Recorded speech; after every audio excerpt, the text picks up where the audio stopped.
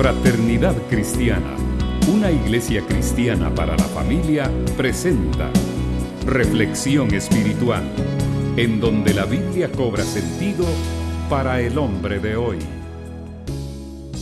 ¿A cuánto les gustan las buenas noticias? Las buenas noticias, muy bien, a mí también me gustan las buenas noticias. Yo quisiera saber cuántos zurdos hay aquí hoy. ¿Cuántos zurdos?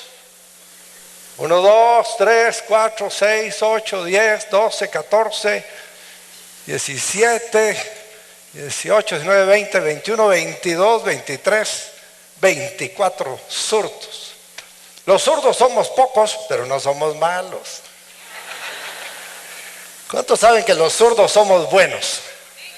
Los zurdos somos buenos. Hoy precisamente en la prensa libre, en una revista que se llama De Fondo, en la portada sacan allí a 3, 6 mujeres derechas y un hombre zurdo. Y aquí escriben la leyenda del zurdo. No se las voy a leer porque no me daría tiempo, pero para los zurdos léanlo. Porque siempre ha habido un mito de que la surdera consistía en una maldición o enfermedad. Sin embargo, es solo un fenómeno natural. Antiguamente se molestaba más a los zurdos, porque decía que Dios coloca a su derecha a los que van a recibir la herencia del reino, mientras que a los de la izquierda les dirá: apártense de mí, malditos, al fuego eterno. Qué mala onda, ¿va? Qué mala interpretación.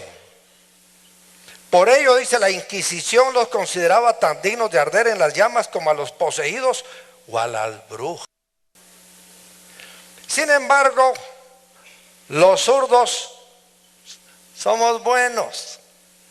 Hay tantos zurdos buenos como estos que les voy a mencionar: Da Vinci, Mark Twain, Winston Churchill, Napoleón, Julio César, Alejandro Magno, Carlos Magno o Simón Bolívar, artistas como Miguel Ángel, Rafael o Pablo Ruiz, Picasso, los compositores Johann Sebastian Bach, Ludwig van Beethoven, Wolfgang Amadeus Mozart, Robert Schumann, Maurice Ravel o Sergei Rachmaninoff, los futbolistas Diego Maradona y Lionel Messi, Angelina Jolie, Charles Chaplin, Tom Cruise, Julia Roberts, Bruce Willis, Matthew Broderick, Whoopi Goldberg. Y en Estados Unidos han habido presidentes como Barack Obama, zurdo; George Bush padre, zurdo; el presidente Gerald Ford también, Ronald Reagan, Bill Clinton, también está ahí Fidel Castro, Vladimir Putin, Hugo Chávez, Alan García y Jorge López. Zurdos.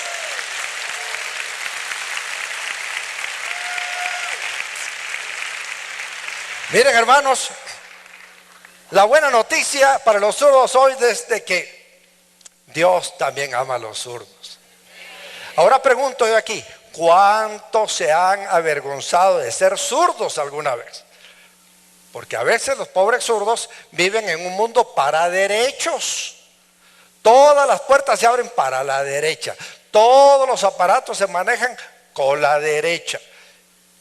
Y en alguna época en las escuelas pues se le amarraba el brazo al zurdo, al escritorio. Leía yo aquí en esta noticia que en el 2004 unas famosas universidades norteamericanas decidieron poner escritorios para zurdos. Porque a veces me dicen: mire usted, ¿por qué los zurdos escriben raro? Porque aprenden a escribir en escritorio para derechos. Si a los derechos le pusieran escritorio para zurdos, escribirían igual de raro. Por eso nos adelantamos a los gringos. Y hace 21 años, aquí en el Liceo Bilingüe, les dije: zurdo visto, escritorio para zurdo comprado. Todos los zurdos siempre han tenido escritorio para zurdos en el Liceo Bilingüe.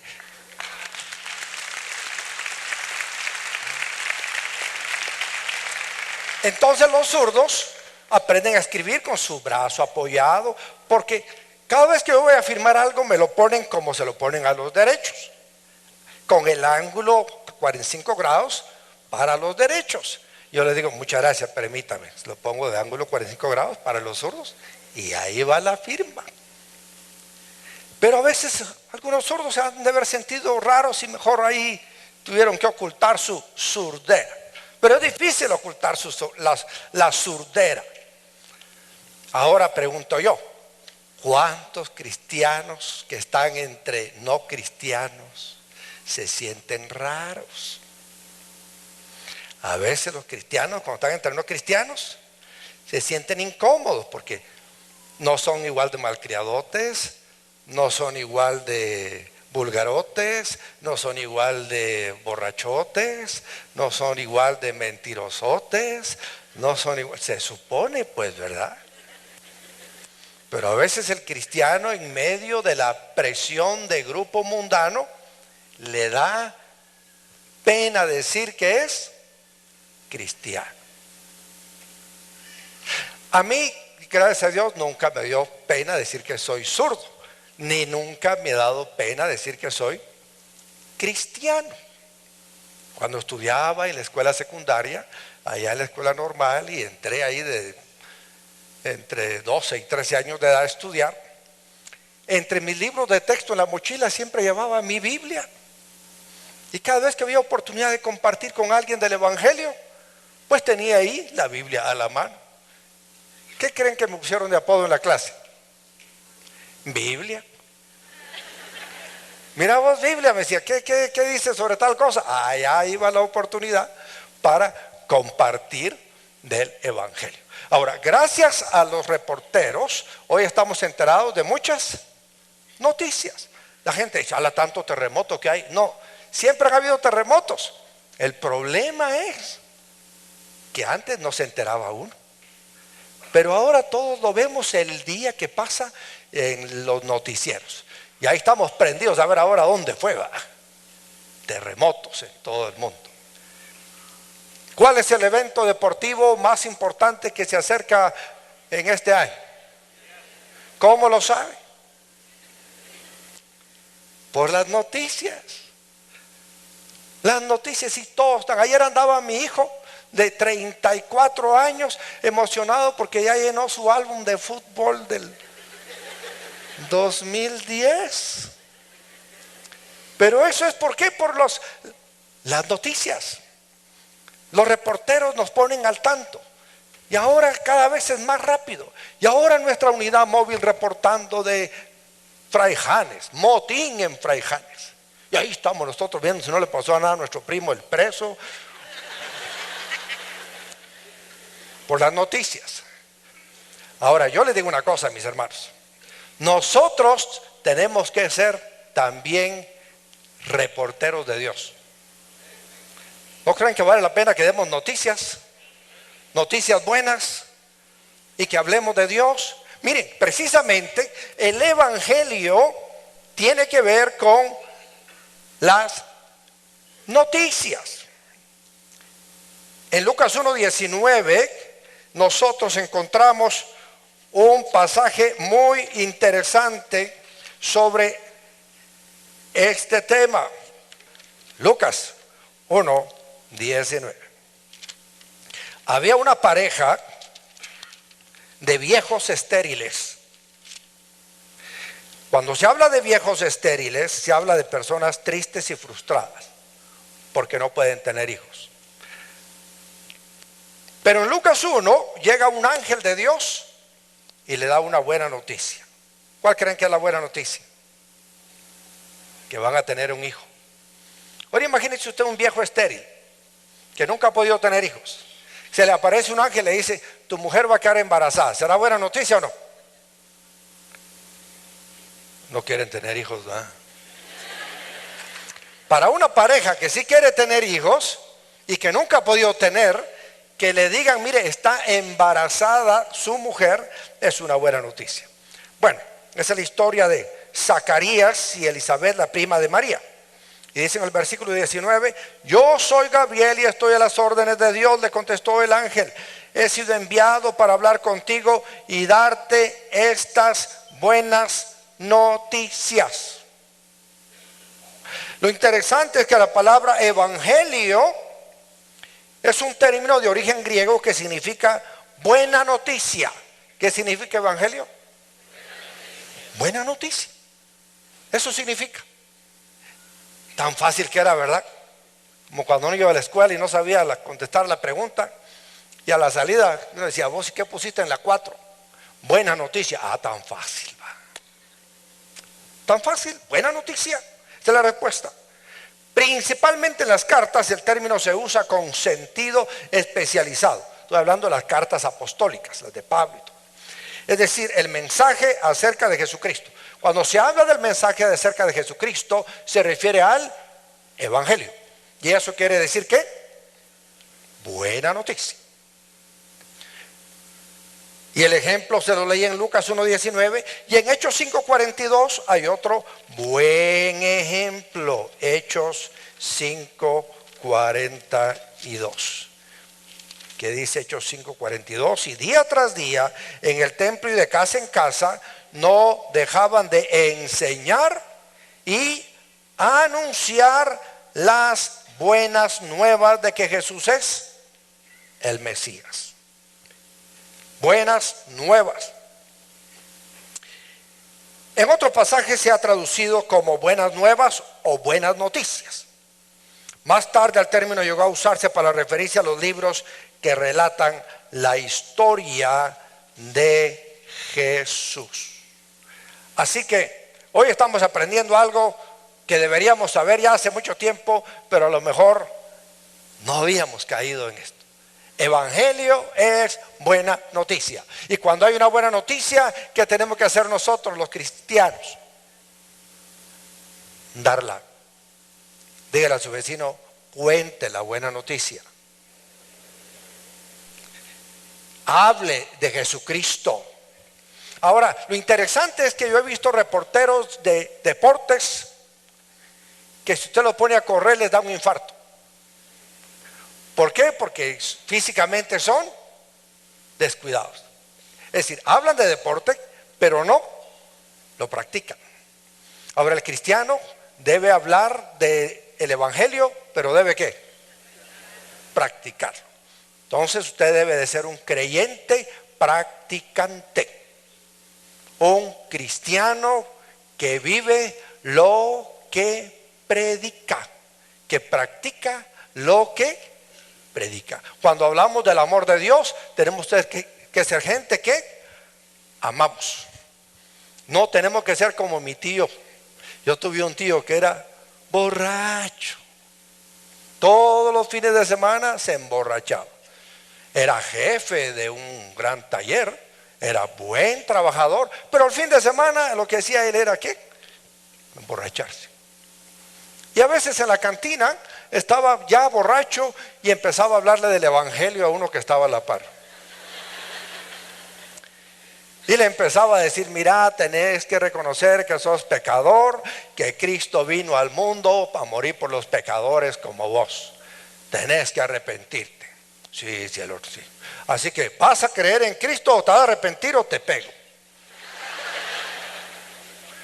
Y muchas veces tuvo sus grandes pleitos ahí en la cantina por querer dar la buena noticia sin vivirla, sin practicarla. Como aquel médico que usted llega a visitar y está el médico sentado ahí con sus 300 libras y le dice a usted, mire, tiene que bajar de peso. Si no le ha pasado a usted. El médico le dice, mire, tiene que bajar de peso.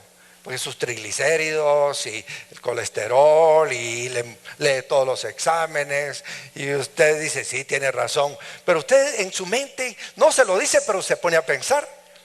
Y a mí me dice que baje de peso este médico panzón. ¿Qué está pasando? Porque una cosa es que se lo diga a usted Arnold Schwarzenegger, ¿va? Y le diga, mira, tenés que hacer ejercicio. Pues dice uno, sí, hay que mira al gran Arnold Schwarzenegger. El papá que le dice a su hijo, mira hijo, no fumes, eso es malo. ¿Tiene autoridad el papá que fuma para hablarle al hijo que No, por eso el cristiano que da la noticia del evangelio tiene que ser una noticia viviente, encarnada en él. Él tiene que ser una persona que vive el evangelio. Yo le digo a la gente, mire, cuando me invitan a predicar en otros países y hablo en las iglesias, usted quiere que su iglesia se llene, tiene que tener gente en la puerta y desde la calle y adentro que sea amable. ¿Cómo tenemos que ser? Amables con todos. Pero usted mira que entra un nuevo y lo ve así de reojo, como que dice, ¿y este qué está haciendo aquí? Chute. Esta es nuestra iglesia, ¿qué tiene que venir a hacer él aquí? ¿Va a regresar? No.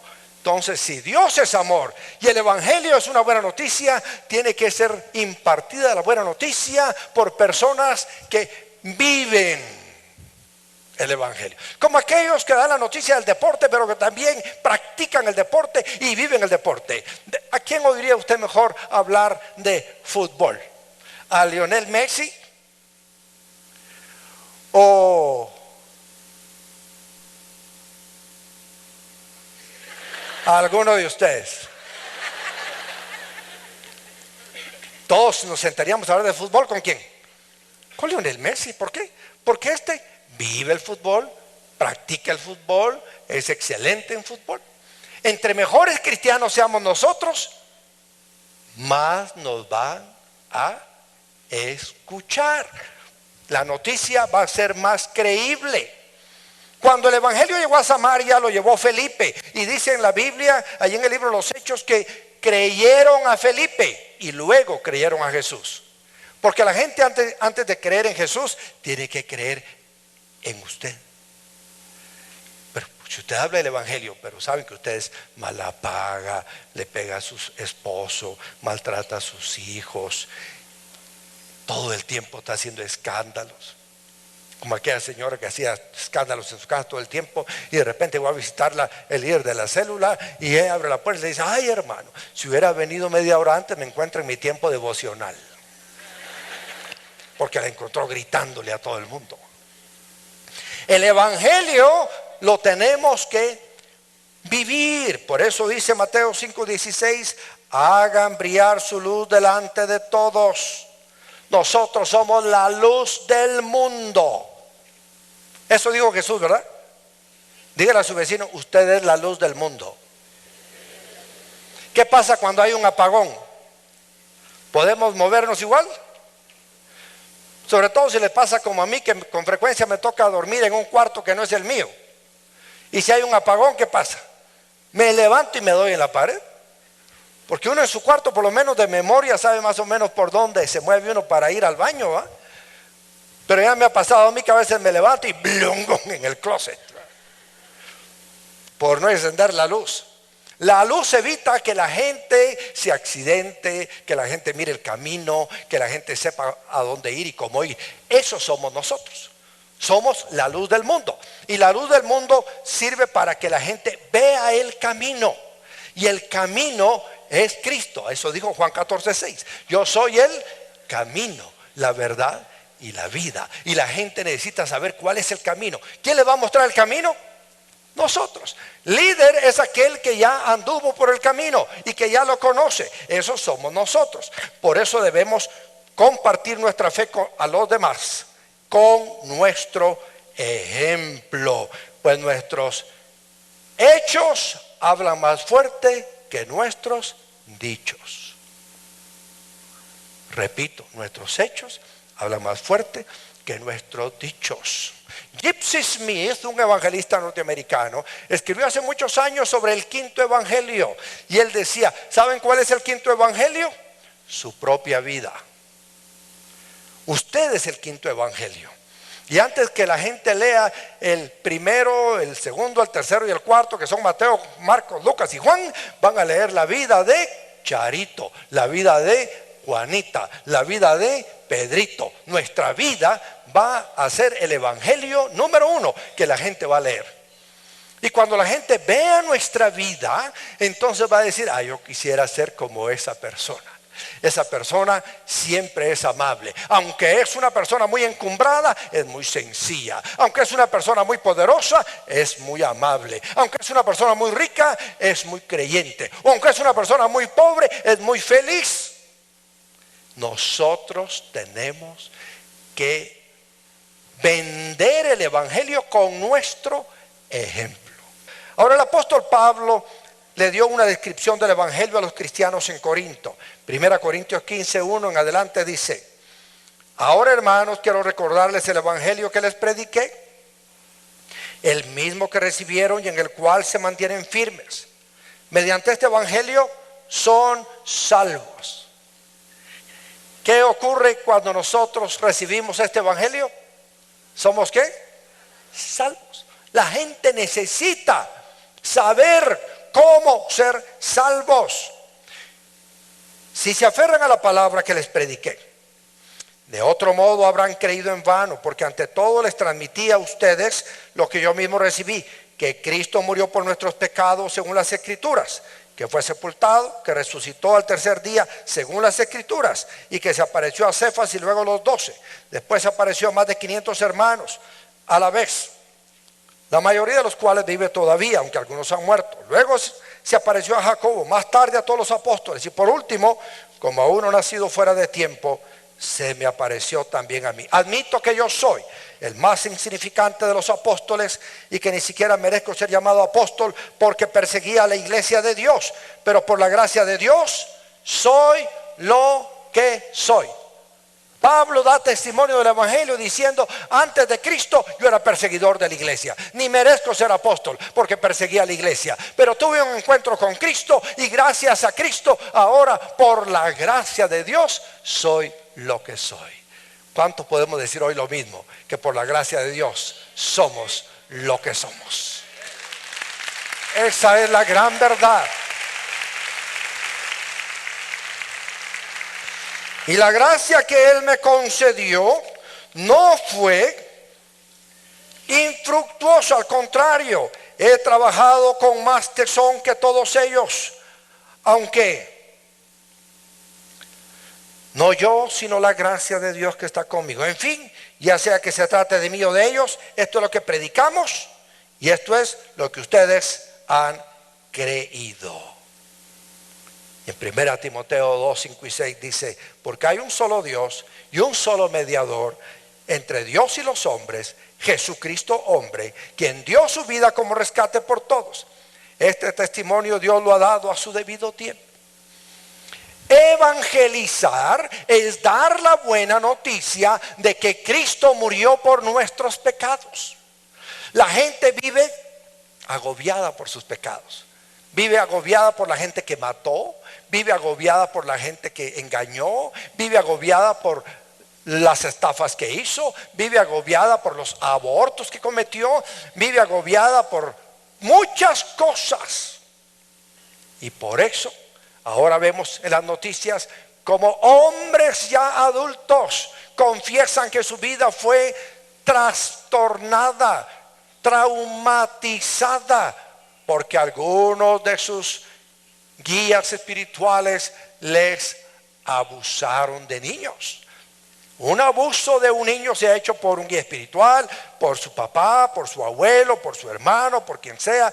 Trastorna la mentalidad y el carácter de una persona. Y la gente está buscando una salvación. ¿Quién es el camino de la salvación? Esa es la buena noticia. La gente está atada a los vicios y dice: ¿cómo hago para dejar este vicio? Necesito librarme y salvarme de este vicio. Esa buena noticia es Cristo Jesús. Yo conozco cientos, miles de personas a las que Dios ha librado de muchas ataduras, de vicios, de pecados, de tristeza, de soledad, de pobreza, de miseria, porque recibieron la buena noticia. Así que debemos presentar la buena noticia, pero debemos presentarla sabiamente. ¿Y quién debe presentar esta buena noticia? ¿Únicamente el pastor de la iglesia? ¿Quiénes la debemos presentar? ¿Quiénes? Todos debemos presentar la buena noticia. Cuando leemos una buena noticia, llamamos a todos. Mira, hoy el pollo está rebajado ahí en País. Hay que dar las noticias. Cuando tenemos una buena noticia, la damos, ¿sí o no? Mira, salió a 2 por 1 el desayuno allá en aquel restaurante que está en la Antigua, con tarjeta libre. Allá vamos a echarnos un buen desayuno. La buena noticia la debemos dar todos. Pero hay que ser sabios. Hay cristianos que llegan a la casa de un familiar que a lo mejor tiene ahí heredado de sus tatarabuelos unos santos de bulto. Y en su anhelo por llevar el mensaje de salvación, llegan y le dicen: ustedes idólatras, se van a ir al infierno. ¿Van a aceptar a Cristo de esa manera? No. Yo he estado en casas con personas que tienen ahí sus santos de bulto casi de mi tamaño. Y créanme, yo nunca los he atacado por sus santos, ni los santos me han atacado a mí. Entonces, con sabiduría, usted va presentando el evangelio. Tenemos que ser sabios, no debemos ser cristianos de aquellos que convierten a las personas a bibliazos. Tenemos que ser sabios, tenemos que ser prudentes para que la gente vea en nosotros nuestro afán de que conozcan de Cristo. Pero lo vamos a hacer de una manera sabia. Déjeme darle unos consejos prácticos. Mire, pues anótelos. Número 1, haga una lista de los candidatos a los que usted debe evangelizar. Por lo menos 3. Por lo menos 3. Seguramente si hace la lista más grande, va a ser la más grande. Pero por lo menos piense en 3 personas. Y si tiene hoy en dónde apuntar, apúntelo. De veras, ¿a quién le debo yo dar la buena noticia del evangelio? A mi amigo aquel de la escuela. Yo lo quiero mucho, nos juntamos todo el tiempo, nunca le he hablado de Cristo. Fíjate, un día se va a morir y voy a estar yo en el funeral y voy a decir: pobre aquel. Háblele a su amigo. Número 2, a su familiar tal vez. O 3, a su vecino quizás. Personas que usted ama, personas que no conocen de Cristo. Hay personas de veras que no conocen de Cristo para nada. Y usted las ama. Entonces piense en estas personas, anote sus nombres y diga: estas personas yo les voy a hablar de esta buena noticia. Ahora, si la persona a la que usted le quiere hablar es una persona con la que no tiene una amistad verdadera, mi consejo es: hágase amigo primero. Es más fácil hablar con las personas que conocemos, ¿verdad? Nuestro amigo, nuestro cuñado, nuestro compañero de trabajo. Pero tiene que haber una relación. Para transmitir una verdad debe de hacerse a través del puente de la buena relación. Claro que podemos hablar con un desconocido, pero no es tan impactante como lo hacemos con un conocido que, además de conocerlo a nosotros, él nos conoce a nosotros. Porque entonces puede decir: mira, vos, yo te conozco a vos, y vos porque nunca has sido como yo, pues. Es que yo conocí a Cristo desde muy jovencito. Y como conocí a Cristo desde muy jovencito, Él me ha ayudado a no descarriarme tanto como usted ha descarriado. No es que no haya cometido pecados, todos somos pecadores. No te voy a decir que yo nunca he cometido un pecado, soy pecador. Pero vos sabés cómo es que el Señor nos guarda y nos ayuda. Pero no importa lo que has hecho, Dios te transforma. O a lo mejor usted puede decirle: mira, es que la pregunta puede ser al revés: mira, ¿y vos por qué antes eras de esta manera? Yo veo de últimamente que ahora ya sos más controlado, no sos tan peleonero, ya no valías a cualquiera, ya sos más decente. ¿Qué está pasando? Entonces ya le empieza a compartir su fe.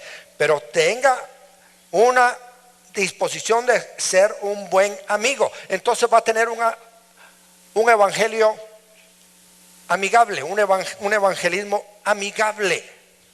Hay 2 maneras de presentar las cosas. Uno es atacando el error y otro es presentando la verdad. Yo creo que en vez de atacar el error en que están las personas, hay que presentar la verdad.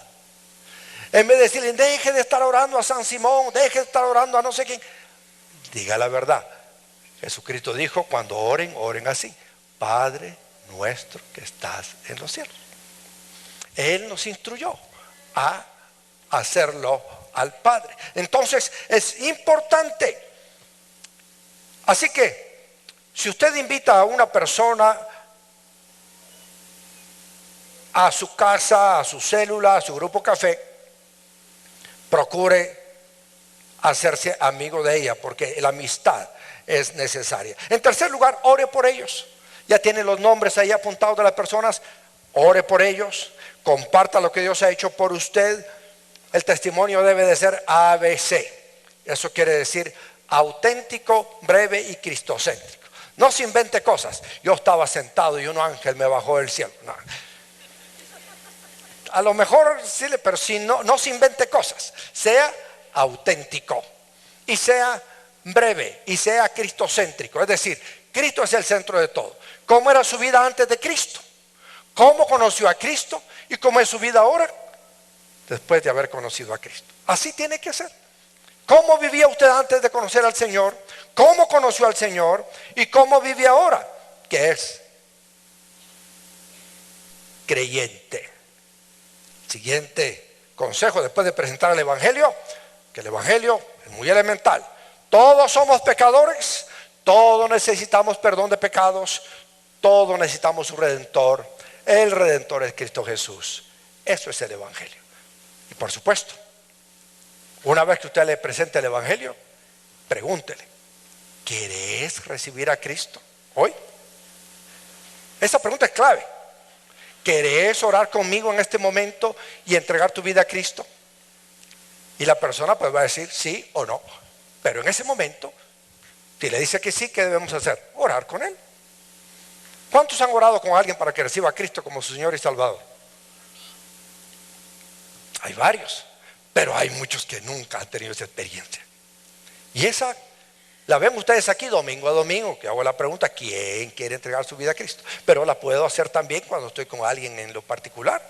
Me ha tocado hacerlo en distintas ocasiones. Recuerdo una vez estaba en el cementerio de Las Flores, llegué y solo había un carro, me bajé, platicamos con las personas, no las conocía, el común denominador era el difunto y los temas de siempre.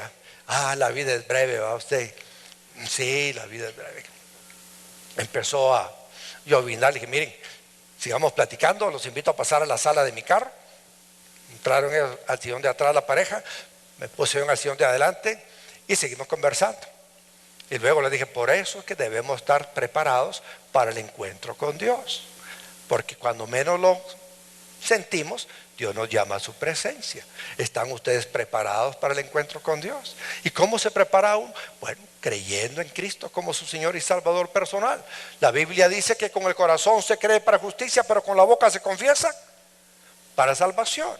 Si ustedes creen que Jesús es el Hijo de Dios y que murió en la cruz y que Dios lo levantó de los muertos, y lo confiesan con su boca, la Biblia dice que ustedes son salvos. ¿Quieren hacer la oración conmigo ahora? Sí, oramos con él.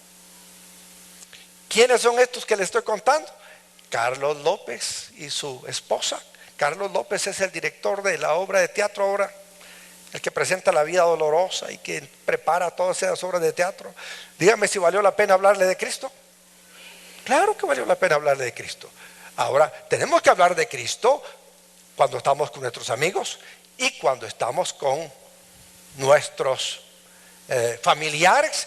Pero es muy importante hacer la pregunta a que se arrepienta. Porque Romanos 10:10 el que dice: porque con el corazón se cree para ser justificado, pero con la boca se confiesa para ser salvo. Y sea paciente, no vaya muy deprisa, sea paciente, comparta, vaya con paciencia, no se desmotive si su amigo no se convierte a la primera o le contradice o lo ridiculiza, porque a todos los creyentes alguna vez alguien nos ha tratado de ridiculizar, ¿sí o no? Siempre. No les digo pues que en la escuela normal a mí de apodo me decían Biblia, pues.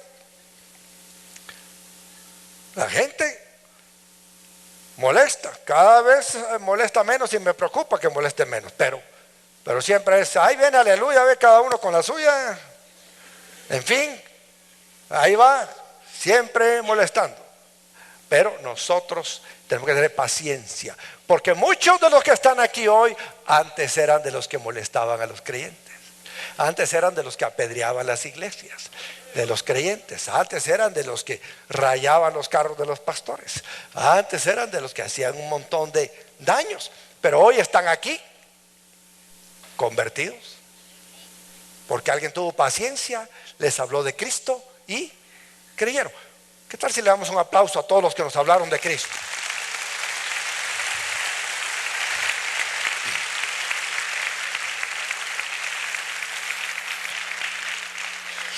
Así que es importante que no discuta ni hable mal de sus creencias, pero presenta la verdad con amor. Así que ese consejo es importante. No discuta ni hable mal de sus creencias.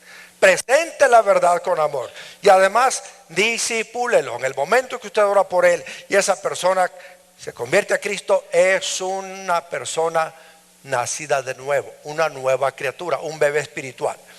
Cuando una persona tiene un bebé natural, ¿qué es lo que hace con el bebé? Le dice: bienvenido al mundo, que Dios te ayude. Mire cómo sale. Si hace eso con un bebé, ¿qué le va a pasar a ese bebé? Se muere. Cuando nace un bebé, uno tiene que asumir la responsabilidad de cuidarlo. Tiene que bañarlo, tiene que limpiarlo, y cada rato se hace.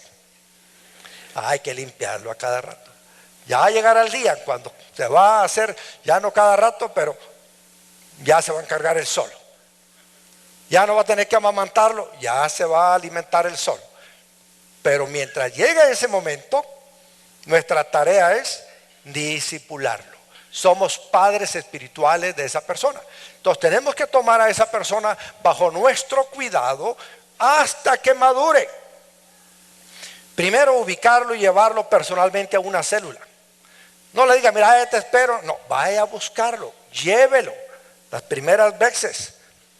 Ubíquelo, tráigalo personalmente a la reunión en confianza que tenemos cada domingo, y asegúrese que se inscriba el primer domingo del mes siguiente a la facultad de liderazgo.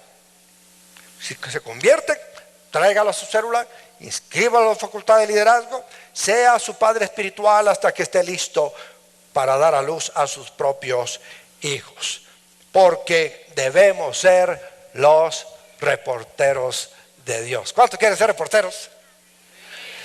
¿Verdad? Vamos a tener que estar reportando ahí y dando la noticia de que Cristo es el camino.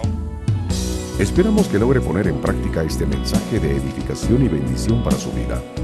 Comuníquese con nosotros al PBX 502-2243-2243 o escríbanos a nuestro correo electrónico info@frater.org o visítenos en nuestra página de internet www.frater.org, Ciudad de Guatemala.